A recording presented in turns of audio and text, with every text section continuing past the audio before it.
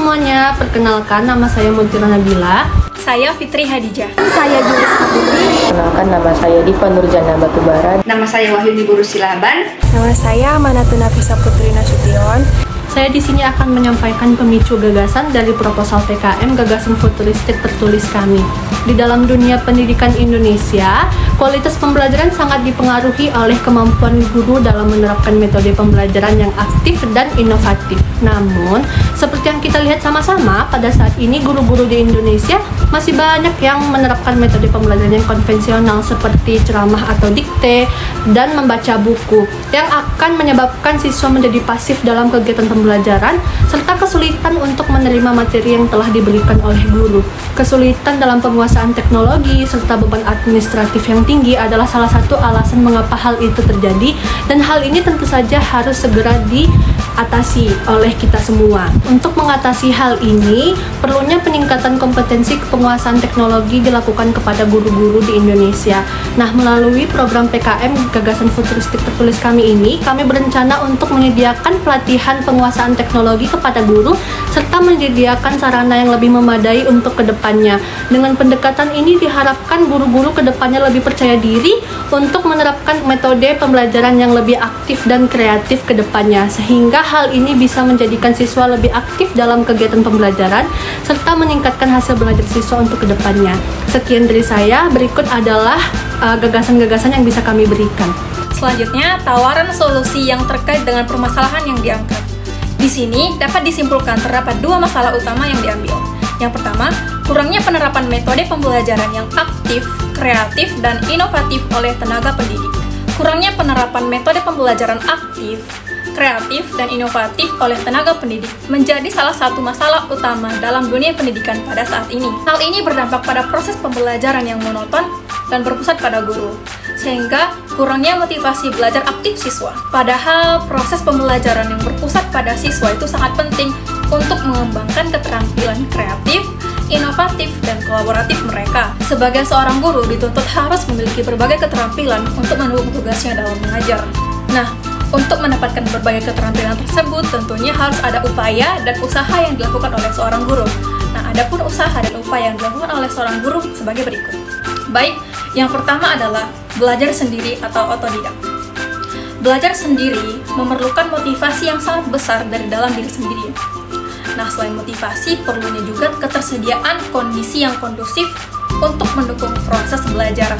Dengan demikian, seorang guru dapat meningkatkan keterampilan mengajarnya, sehingga dapat mengetahui kebutuhan yang diperlukan oleh seorang guru. Yang kedua, studi lanjut ke jenjang yang lebih tinggi.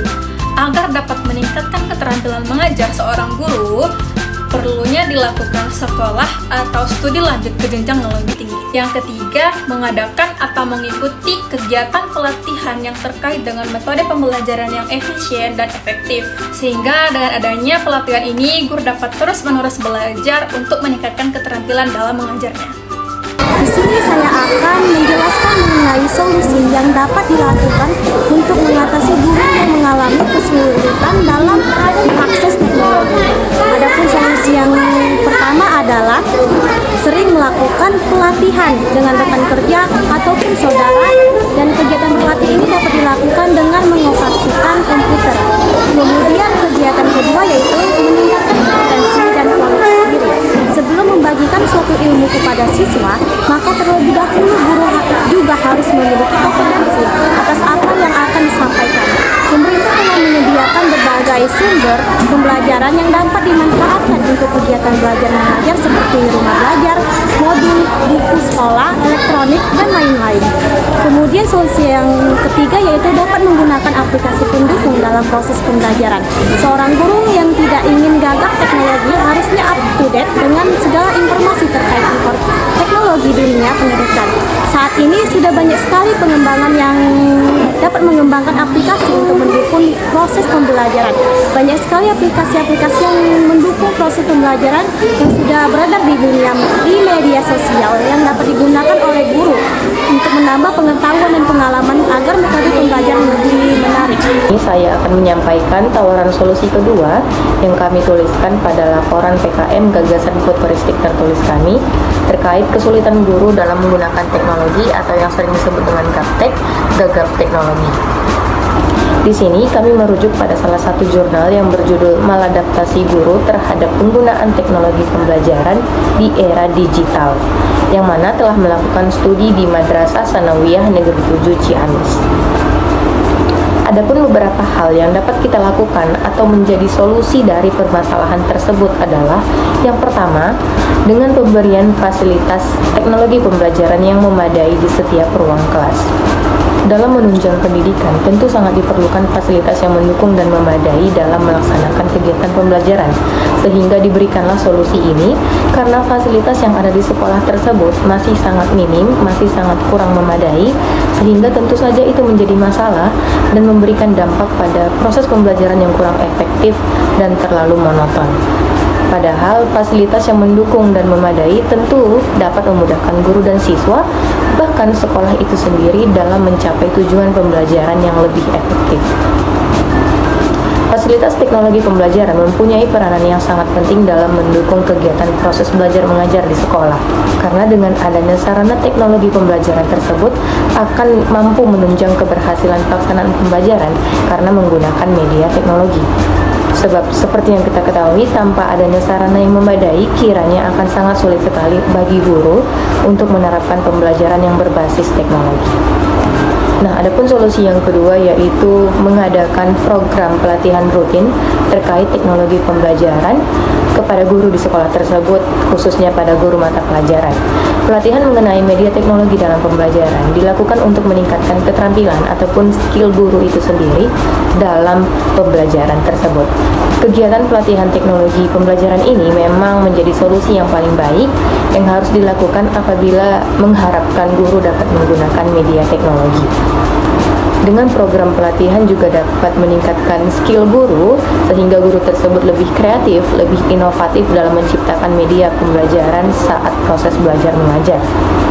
Dengan diadakannya pelatihan mengenai teknologi pembelajaran merupakan proses penting yang harus dilakukan seorang guru untuk meningkatkan profesionalitas dan memenuhi tugasnya sebagai pengajar yang baik untuk dapat menjalankan kegiatan pembelajaran sesuai dengan kebutuhan siswa.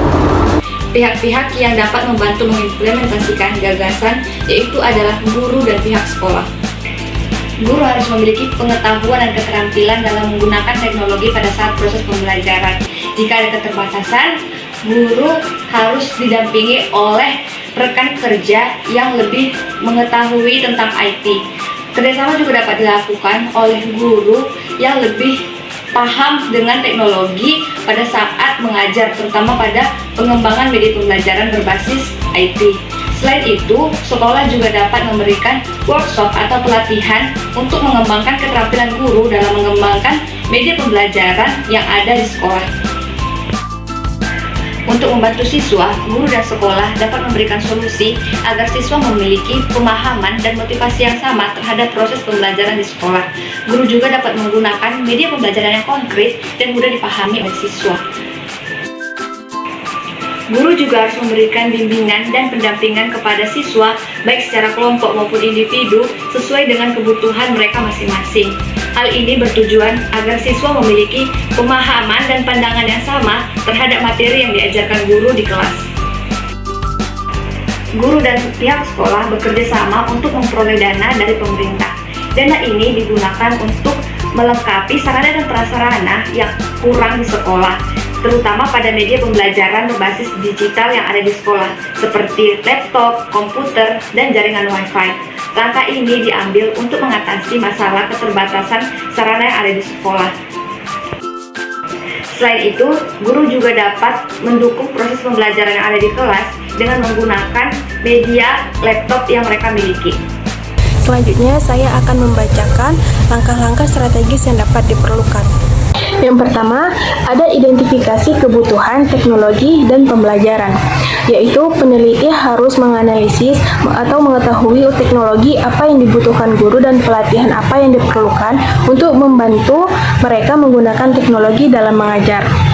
Yang kedua, berkolaborasi dengan pemangku kepentingan, yaitu menjalin hubungan dengan pemerintah, lembaga akademis, perusahaan teknologi, dan organisasi non-pemerintah untuk menyediakan pendanaan, masukan, dan dukungan teknis untuk menyediakan teknologi dan pendidikan. Yang ketiga yaitu mengembangkan rencana pendidikan teknologi, yaitu membuat kurikulum yang berfokus pada penggunaan perangkat teknologi dalam pengajaran, pengembangan, keterampilan digital, literasi teknologi, dan inovasi dalam proses pembelajaran berbasis teknologi. Yang keempat, yaitu menyediakan sarana teknologi di sekolah, yaitu sekolah harus melengkapi dengan perangkat teknologi seperti komputer, proyektor, akses internet, dan software. Yang kelima, ada pelaksanaan pelatihan secara bertahap, yaitu merancang program pelatihan dari tingkat awal hingga lanjutan untuk meningkatkan kemahiran guru dalam memanfaatkan teknologi secara tepat dalam proses belajar mengajar. Yang keenam, yaitu bimbingan dan konseling, membantu guru setelah pelatihan untuk memastikan mereka dapat menggunakan keterampilan teknologi di kelas. Yang ketujuh, evaluasi dan perbaikan program. Melakukan evaluasi berkala terhadap efektivitas program pengajaran dan penggunaan teknologi di sekolah. Yang ke-8, mempromosikan inovasi dalam metode pembelajaran berbasis teknologi, yaitu menyelenggarakan forum diskusi atau kompetisi kreatif bagi para guru untuk berbagi metode pembelajaran inovatif dan metode pembelajaran berbasis teknologi untuk mendorong penyebaran ide-ide baru di lingkungan pendidikan. Yang ke-9, penghubung dan dukungan berkelanjutan.